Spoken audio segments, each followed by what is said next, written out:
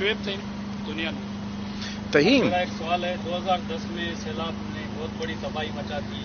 اس کے بعد حکومت کو توجہ دینی چاہیے تھی سپریو بند اور ایم این وی ڈیم کی کوششیں مضبوط کرنے کے لیے. تو ابھی 2022 میں سب سے زیادہ متاثر ضلع دادی ہوا ہے. تو ابھی آئندہ جو سیلاب سے نمٹنے کے لیے حکومت اس طرف کیا توجہ دے گی؟ تو ایک تو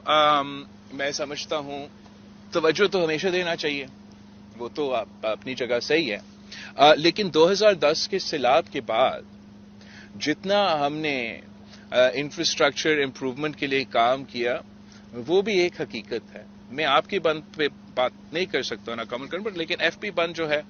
وہ ایف پی بند جو میرے یہاں کے نزدیک ہے اس کو وہ بریچ ہو چکا تھا 2010 کے فلڈز کے بعد, اور ہم نے پھر عالمی ادارے کے ساتھ مل کے, اپنے نہیں کہ آپ کہیں کہ 2 نمبر کام ہوا, عالمی ادارے کے ساتھ مل کے ان سے, ان کے ایکسپرٹ سے, ان کا ان پٹ سے وہ ایف پی بند کو ہم نے اس 2010 کے فلڈ یا 2011 کے فلڈز کے جو سٹینڈرڈز تھے اس سے بہت اونچا اور بہت اور طاقتور بنایا تھا. لیکن اس وقت کے ایکسپرٹس بھی نے ہمیں یہ نہیں بتایا کہ 10 سال بعد اس لیول پہ جہاں 1/3 آپ کا جو سرزمین ہے وہ پانی سے متاثر ہوگا, اور یہ صرف ہمارے علاقے میں نہیں, اس لیے پورا پاکستان کے لیے ہم نے ریکنسٹرکشن کا سلسلہ شروع کیا تھا. ہم نے پختونخوا میں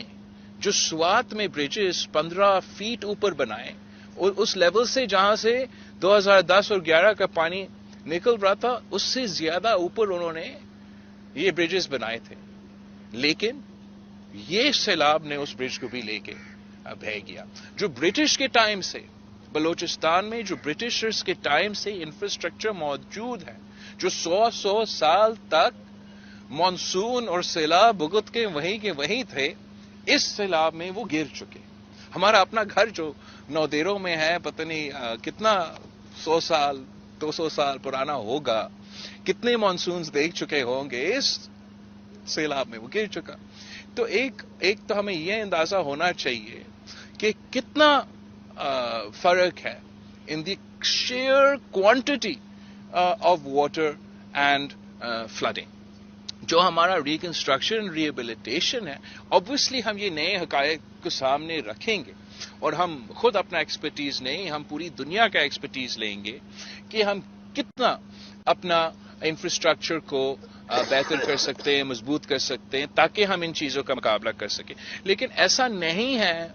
کہ ہمیں پتہ نہیں تھا کہ کچھ کمزوریاں ہیں, وہ تو تھا. ہمیں پتہ ہے کہ ہمارا ایل بی او ڈی میں اور آر بی او ڈی میں کیا کیا مسئلے ہیں, اور ہم نے چاہا بھی کہ ہمیں وہ وسائل دیا جائے تاکہ ہم یہ ایشوز کو ایڈریس کر سکیں. آپ اگر اٹھائے میرا 2020 کا جب میں نکلا تھا سیلاب کا یہ جو اس وقت کا 2020 تھا یا 2020 میں جو مانسون ہوا تھا, تو اس میں بھی جب ہم نکلے وسائل کم تھے, تو ہمارا مطالبہ تھا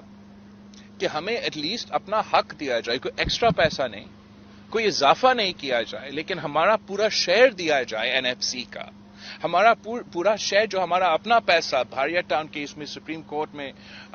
موجود ہے, جو کوئی ٹیکسز کا کیس میں سندھ حکومت کا کچھ پیسہ کسی اور کورٹ میں موجود ہے, اسی پیسہ کو ہمیں ایکسیس دو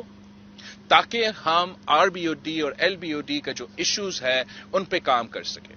ہمیں وفاقی حکومت اور ان سارے ادارے سے 2020 میں جواب ملا.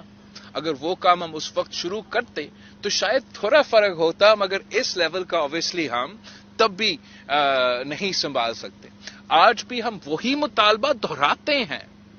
کہ ہم یہ پورا انٹرنیشنل محنت تو کریں گے, لیکن دنیا دیکھ رہا ہے کہ آپ اپنا وسائل میں سے کتنا وسائل رکھ رہے ہو,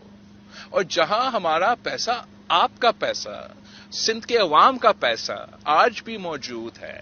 وہ انٹرسٹ اکٹھا کیا جا رہا ہے کسی جوڈیشری کا اکاؤنٹ میں یا کسی اور اکاؤنٹ میں, وہ تو پیسہ ہمیں اس کام کے لیے دیتے, because the level and the scale of the infrastructure and the irrigation infrastructure جس کو ہم نے صحیح کرنا ہے, اس کے لیے ہمیں بہت وسائل کی ضرورت ہوگا.